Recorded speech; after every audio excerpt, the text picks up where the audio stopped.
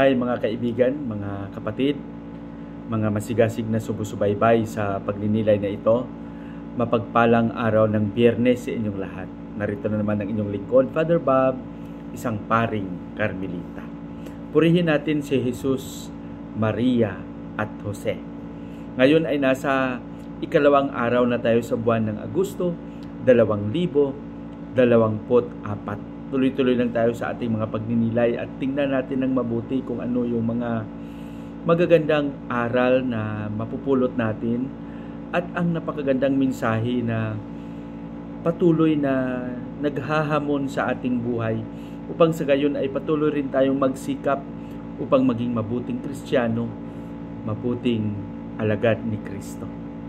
Sa araw na ito, araw ng Biyernes, ang ating Ebanghelyo ay ibabagi sa atin ni San Mateo, Kapitulo 13, versikulo 54 hanggang 58. Dito sa konteksto ng ating sa kalagayan ng ating Ebanghelyo, alam natin na si Jesus ay talagang patuloy na nakikisalamuha sa mga tao. At ni minsan sa kanyang buhay, hindi niya tinakbuhan ang mga tao dahil ayaw niyang pakinggan o pagod na pagod siya, o nagtago siya dahil ayaw niyang makita ang mga taong naghahanap sa kanya. Bagkus, talagang naglaan siya ng mataas, mahabang oras upang maipakita at maipadama sa mga tao ang pagmamahal ng Ama. Kaya minsan hindi rin maiwasan na hindi masyadong makagawa si Jesus ng mga kababalaghan o milagro gaya ng pagpapagaling ng mga may sakit dahil ang mga tao ay kulang sa pananalig. Siguro mas magandang tanungin din natin ang ating mga sarili.